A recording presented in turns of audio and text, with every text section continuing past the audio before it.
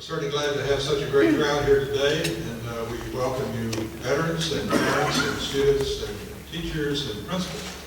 So the Kiwanis Club has been doing the Interview a Veteran Essay Contest since 2000. We've had over 12,000 students interview veterans or active duty military and write essays. We're very proud of that, and we really think it helps connect the generations. Before we introduce the winners, want to tell about our Faces of Valor 2. The Jostens is printing this, and Gary Gilman went out this morning to pick up the booklets. They had a power failure, and the presses were down, their equipment was down, so they promised to have it this afternoon. So we don't have them with us. The front page is back there. If you would like to, if you are in the booklet, you get a free copy. If you would like to make a donation and get a booklet, order one, we've got forms in the back. Jerry Gilman will be there after the meeting. Jerry has worked very hard on this, and they had a great committee. I'd like for the committee to stand up, including Eleanor Williams, Randy Rubel, Lynn Hunter, Jim Thomas, and Bob Lewis, and Phil Gray. Please stand up. Get a round of applause. This also took a lot of effort. Like I said, Justin's is donating the printing. I estimate $10,000 worth of printing for 2,000 copies, and also we have different donors that are listed in the booklet. One of the things that I want to tell you about the booklet is that it was dedicated to the 101st Mafia, so named by General Petraeus, and of course that is Colonel Bob Jones, Colonel Art Lombardi, who is deceased, and Colonel Ted Crozier. And he gave a program a few weeks ago. We honored him, and so he was surprised by that. Moving on, there's a list on each table, a blue copy that has all the winners, and so at least you know who they are. And I want to tell you about the essay contest. Debbie Bratton has done a great job with this for many years, and she has helped us. She's been the director. Her committee have been helpers, Eleanor included, and we have an excellent group of judges. I would like for all the judges to stand up, and they are, Eleanor, you're one of them. Dr. Dewey Browder, Dr. Greg Zarin, who's not here today, Jerry Gilman, and Randy Rubel. So we appreciate it.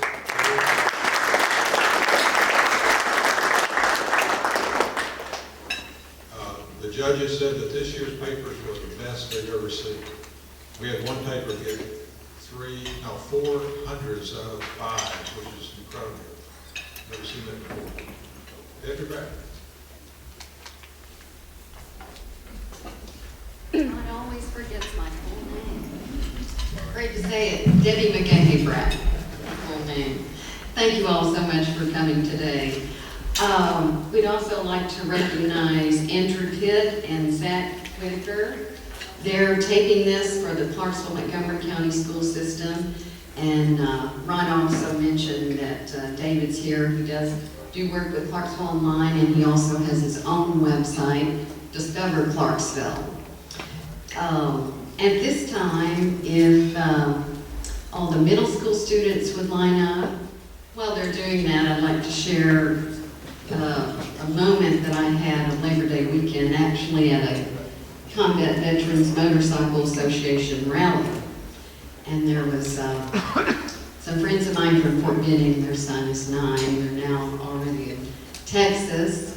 But Mikey and I were sitting there. It was almost dark. And I said, Mikey, are you going to join the Army like your dad? And he said, instantly, no ma'am, because I don't want to leave my family. Unless, of course, if I have to go to the store or something, that's fine. But that tugged at my heartstrings, and today many of the excerpts from our winning essays will tug at yours, I'm sure. Our first school winner from New Providence Middle School is Michaela Larson. She's an 8th grader, and her father, I believe, is here, Zachariah Larson, and Principal Laura. Here's her parents here, if you would stand while she reads part of her essay, and her teacher is Laura, she's not here. Michelle Oglesby is her teacher. So Michaela will read a portion of her essay about her father. Ever since September 11, 2001, our soldiers have been more highly respected. Most of us know at least one soldier. My soldier is my protector. He's my dad, Specialist Zachariah Larson.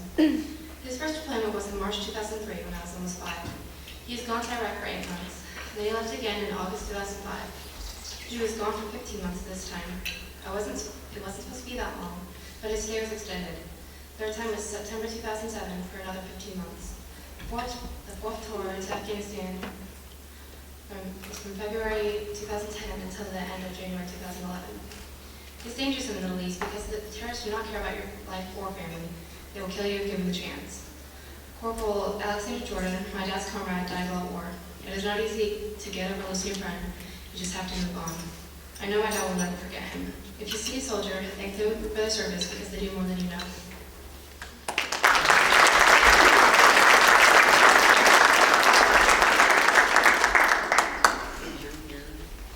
And inside this envelope, each school winner will receive a $100 bill to spend on whatever you choose. Thank you.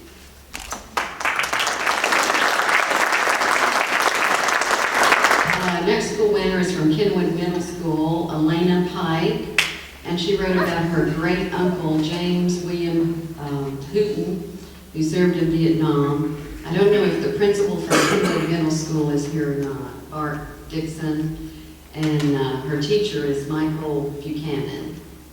It's not here either today. My great uncle James W. Hooten was 18 years old when he was drafted to serve in the Vietnam War. He was a scared young man, but he told himself if he wanted to make it home alive, he had to be strong and become a man fast. From the time he got off the plane, he saw things that would haunt his thoughts and dreams forever. The hardest thing my uncle had to see was his friends dying right in front of him and knowing he could not save them. His experience affected him a lot. Still to this day, he will have nightmares about Vietnam. Back then, soldiers were treated badly when they came home from the war. Now when James sees a soldier coming home from the war, he is proud of our man and woman.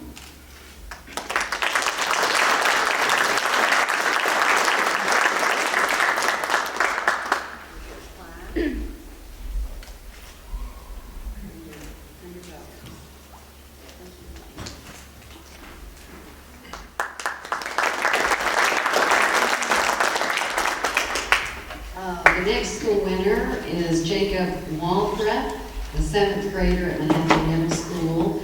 His father is Colonel Dan Waltrip, and his mother is here. His father actually works with General McConnell at Fort Campbell and had a meeting. Hugh McKinnon, I believe, is here from Manhattan Middle School, right here.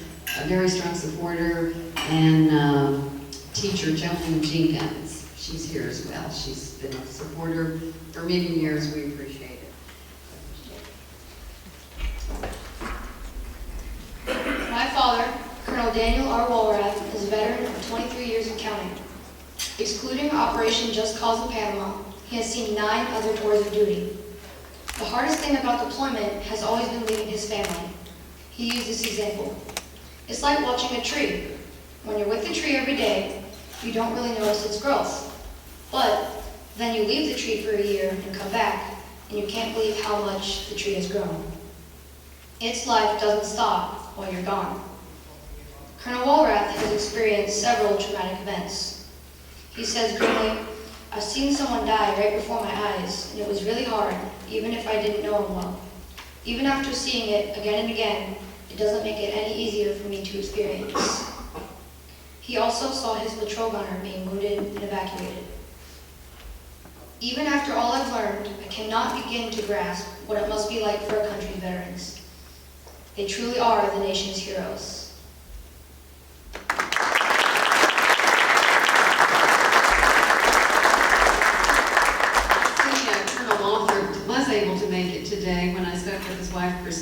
earlier. He didn't think he would be here. Such a pleasure to have you here today.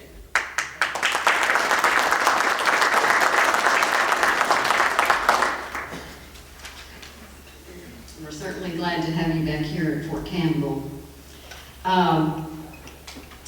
The West Creek Middle School winner is Ariana Riley. She's a 7th grader, and she wrote about Mitchell Messer. Her principal is Mr. Philman, and her teacher is Mrs. Pollard. Is your principal here? Yes. Right here. Okay, appreciate you being here, Mr. Philman. Some soldiers pledged their lives joining the military, knowing that they could always expect the worst at war. They joined to serve their country to their fullest extent. They joined knowing that they will do their country proud. One of these soldiers includes Mitchell Messer, an E6 Staff Sergeant in the U.S. Army. This is something that my uncle has said. The scariest thing about war to me is the thought of my kids growing up without a father.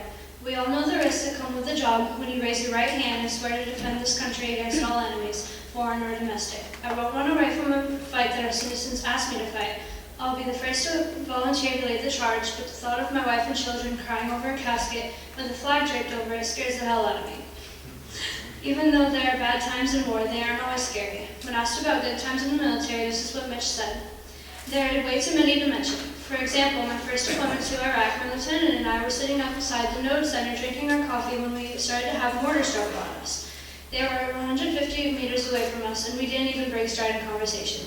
I was only 20 years old at this time. My lieutenant looked at me and said, "Mitch, did you ever think that when you were a kid, that you would be sitting outside a combat zone, having incoming mortars not far away, not even moving or breaking stride in conversation?" My uncle is very, very brave.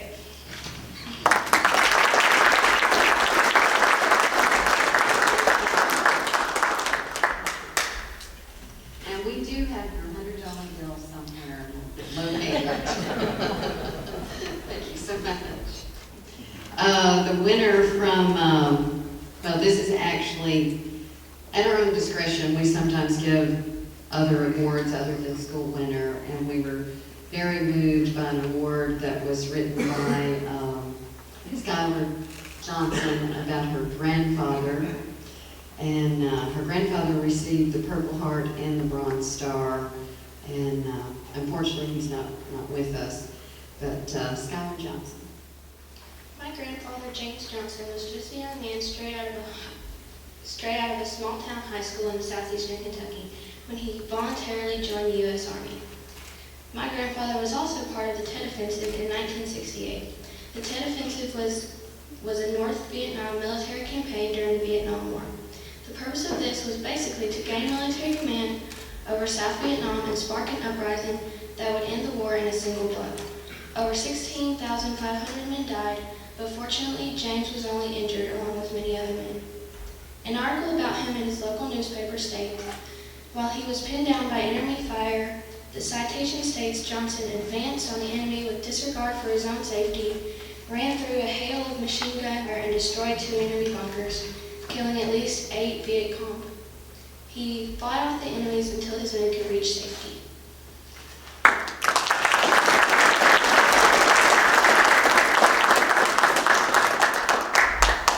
And I know her grandfather would be very proud of that essay, and we're certainly proud of his sacrifice. Connor Haas is a 6th grader at Rossview Middle School. He's, I think, our youngest school winner, 11 years old. And he wrote about his father, Lieutenant Colonel Darren Haas, the principal, here's his dad right here, Anna Neubauer, is she here today? His teacher is Sharon Arnold. Okay. That's why it's important to print right on these essays. Thank you so much. Here we go with Connor Haas. My father, Lieutenant Colonel Haas, first deployed to Iraq as the captain in March 2003 for Operation Iraqi Freedom. While in the 3rd Infantry Division based out on Fort Stewart, Georgia, while he was there, he was responsible for casualty tracking, mail operations, and finance operations for over 20,000 soldiers. Lieutenant Colonel Haas said it was easier being in convoys around gunfire and mortar attacks on war-torn roads than was being away from his almost 3-year-old son Connor and his pregnant wife Alyssa. He went on to say that he felt blessed that he was able to make it back in time to see his daughter Kate be born, so that his battalion commander didn't have to be at the hospital as his replacement. Afghanistan was my hardest deployment by far, he told me in our interview. My mother was dying and I had to leave my boys behind to take care of her and our children. To make things worse, I had to assign soldiers by name to units and positions, only to see the reports that their belly injuries came back sometimes within hours if they were fatal. You cannot explain the emotional stress of battle combined with the longing to be with your family. The closest I can come is it feels like a professional boxer is hitting you in the stomach every day over and over again.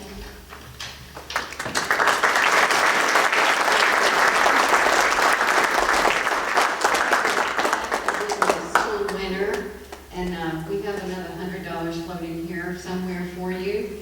And we have also declared Connor's essay as first runner-up. So you're receiving a $25 gift card from Belks.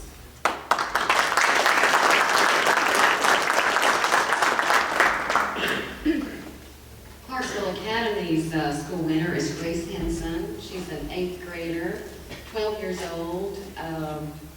Her grandfather was Billy Granville Henson, who unfortunately passed away last October. Her principal was Mrs. Burkhart, and her teacher is Tracy Burkhart. Grace Henson. In the Korean War, my grandfather, the late Billy Granville Henson, dreamt of his Tennessee home. It was bitterly cold and many of his friends had died from freezing. He had to be pulled off the front line due to pneumonia, and his legs were frostbitten so severely that they had to carry him on a stretcher back to camp. Lying there, he started thinking what would happen if his mother received news that he had not made it through the war. The last thing he remembered is praying, "Lord, please help me make it home, and if it be your will, let me see my mama."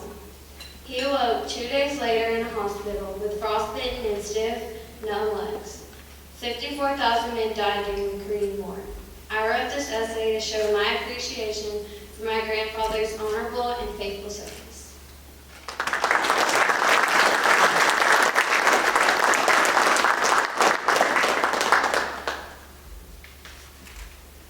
If you'll stand for just a minute. Grace has also been declared the grand winner for the middle school division. So we have some other winners.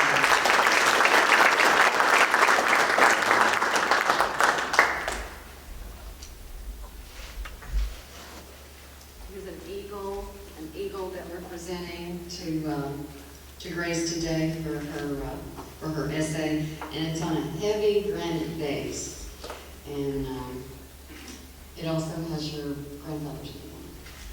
Congratulations.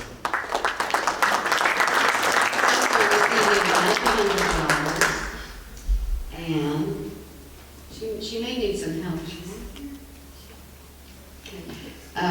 Mrs. Henson, would you like to come out and help her carry some of this?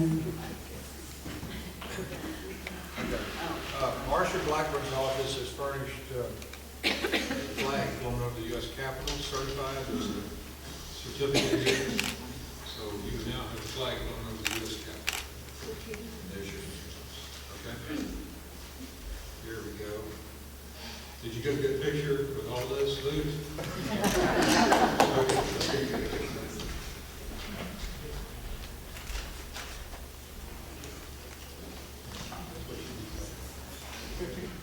The wonderful thing about the school system being here to shoot some video, and particularly Mark Haynes here, this will be posted, the program will be posted on Clarksville Online, so for grandparents and other relatives that live other places, they'll be able to view it. So, our first high school winner is Kayla Clark. She wrote about Dave Roever, a Vietnam vet who lives in Fort Worth, Texas. Her principal is Ed Stevens, and First Sergeant James Lewis, who's here, has been just a wonderful supporter for us for many years.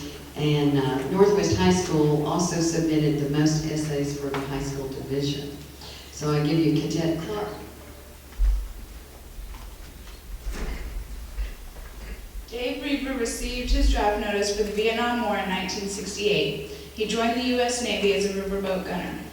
He had only served for 8 months when his ship was attacked. Dave was posed to throw a grenade when it exploded in his hand. His body was covered with the grenade's lethal burning chemical. Other sailors pushed him into the water. The ordeal left him hospitalized for 14 months. Doctors thought that he would not make it, but a miracle happened and Dave survived. When he returned home, he was disfigured beyond recognition, but his wife and family were loving and supportive. Today, Dave is a humorous speaker for the military installations, businesses, and youth groups. In 2005, he founded Reaver Evangelistic Association and Reaver Educational Assistance Program located in Fort Worth, Texas. He also organizes missions to Vietnam and other countries.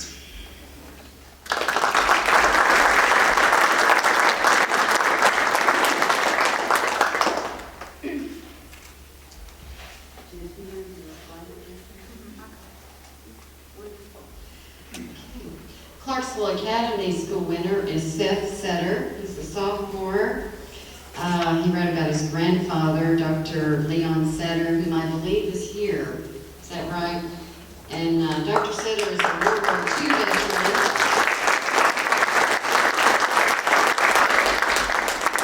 And Seth's teacher is Angela Johnson. My grandfather, Dr. Leon R. Sitter, was a staff sergeant of the U.S. 86th Infantry Division. During the interview, we discussed his service from 1943 to 1946 during World War II. He was awarded the Bronze Star, fought at the crossing of the Rhine, and marched through Nazi-occupied France and Germany. Most of the time during the marches, the soldiers would not have motorized vehicles to carry them, unlike today. There was little or no tank support to defend against the brutal enemy attacks. My grandfather told me about a German soldier that he chased throughout a neighborhood, and the enemy ran into a house, up the stairs, and into a closet. He was trying to change into civilian clothes like many others did when he captured them. The soldier claimed that the family downstairs was his and begged them not to take him. And to this day, my grandfather wonders if the soldier ever made it back to his family. And some 70 years ago, our World War II soldiers marched off to battle, and only now a few remain. I will try to keep this story and many others alive for my family's future generations. After all, it's much more than history. These soldiers lived it.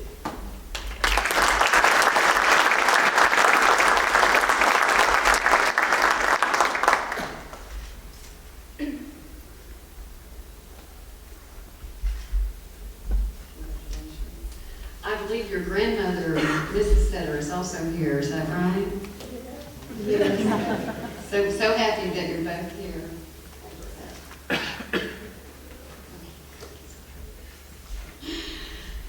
And I have to say, we've had many essays in the past about World War II, and I think that's one of the best that's ever been written about a World War II veteran.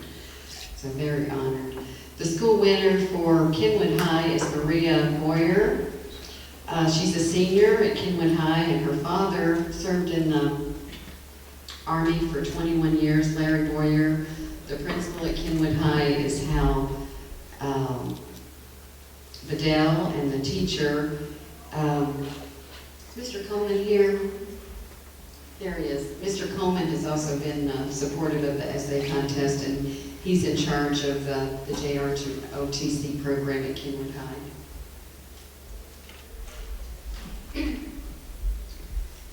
At the early age of 17, Larry Boyer entered the Army as an infantryman. After 22 years, he retired as an E7 Sergeant First Class. Training was extremely challenging and vigorous. Sometimes training would be hands-on like Jack Frost of 88. Larry and his troops were sent out on a training exercise in Germany. Temperatures were frigid. Huge water buffalo would freeze solid. After washing a pan to cook in, it would freeze to the ground in a matter of seconds. Because of the icy climate, people would crank potbelly stoves all the way up to stay warm. Due to this, fires became a danger. Larry treated more frostbite than he had ever treated in his life. This wasn't even a mission, it was merely an exercise. He would go days without sleep. You developed a sense of duty. That's one of the things that separated us from civilians. We were never off at a set time. If the job wasn't done, we stayed until it was finished, Larry explained.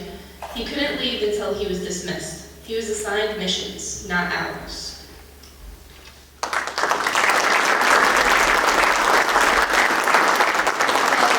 here at that table. Appreciate your service very much.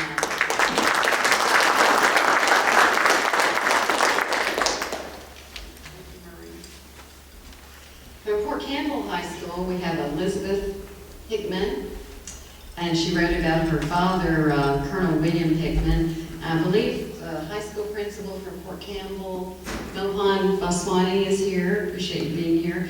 And her teacher for the essay was Kate Durer.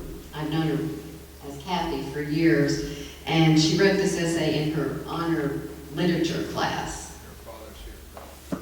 And here's her father, Colonel Hickman here. No. Okay. All right. Appreciate it.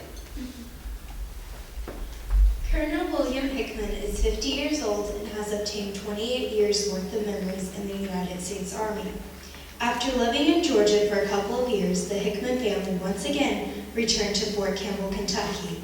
Colonel Hickman became the commander of 1st Battalion and 2nd Brigade. Soon after taking command of the battalion, the 101st troops were deployed to Iraq in order to execute Operation Iraqi Freedom.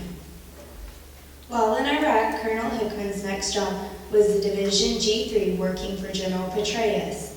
His last deployment was 2010 to 2011 when he deployed to Afghanistan as General Petraeus' military assistant. A year before his deployment to Afghanistan, Colonel Hickman traveled to many different countries while working for General Petraeus. Colonel Hickman always knew that he wanted to help make a change in the world ever since he was a kid. He is now working for General McConville as one of the 2 deputy commanders of the 101st Airborne Division. He plans to continue serving as long as his family supports him.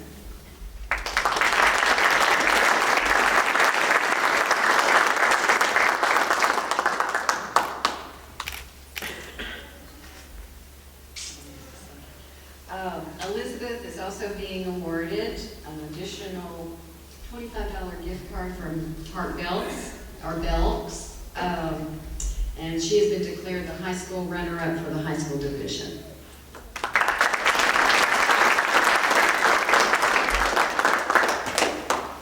General Petraeus was very supportive of our contest when he was at Fort Campbell. In fact, I'll never forget the first time the essay or the Brand Division winners spoke at the Chamber's Veterans Breakfast. Ron and I sat at the same table with General Petraeus, and that was a very special moment. And so, please let him know that your daughter has done so well. The next school winner from Clarksville High is Autumn Brown. She's 15 years old. She's a sophomore, and she's writing about her essays about a wounded soldier, CW3 Scott Schroeder. The principal at Clarksville High is Phyllis Casebold. She's here, very supportive, and her teacher is Heather Bryan. Last year, in 2010, CW3 Scott Schrader left for an 8-month deployment to Afghanistan.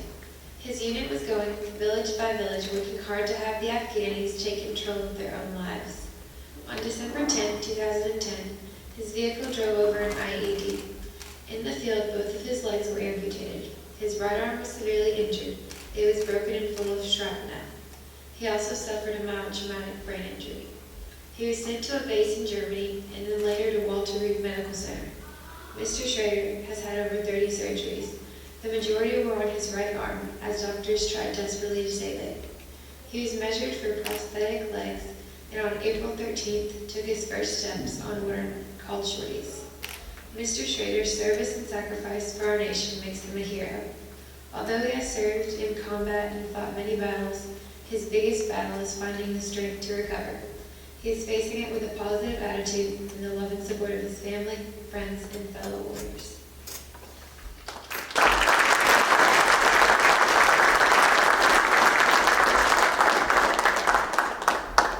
Browns live next door to the Schroeders, and right now, the Schroeders and their younger son Zach are living in an apartment near Walter Reed Hospital.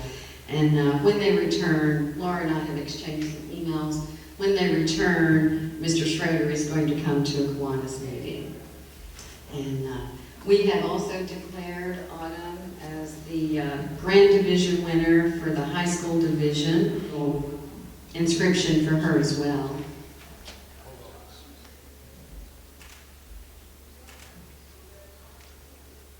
Autumn, you're receiving the same trophy as the middle school division winner, but we have also declared your essay the most inspirational, which is engraved on one side. And then to balance it out, we also added the Kiwanis Club of Clarksville will be praying for Mr. Schroeder's recovery.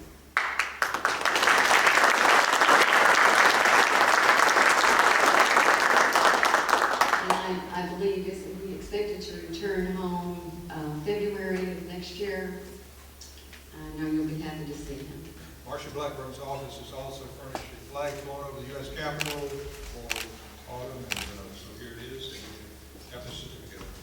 Congratulations. Okay.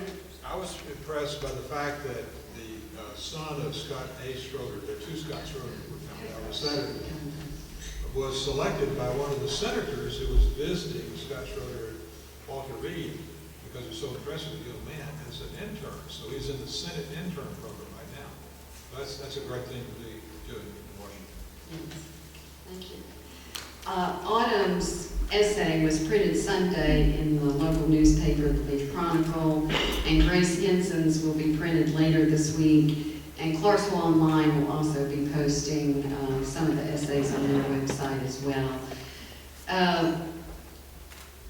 Every year, we have hundreds of essays. It's very hard to even judge the top 3. Sometimes there's only 3 or 4/10 of a difference in declaring the school winner. But we really feel that this essay, everyone that participates in this project comes out a winner.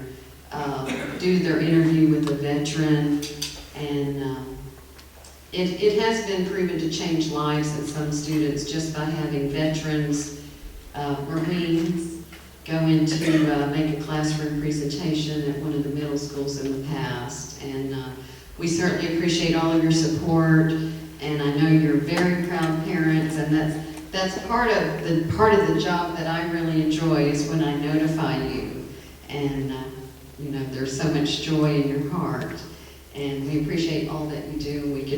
We could never repay the veterans. Thank you.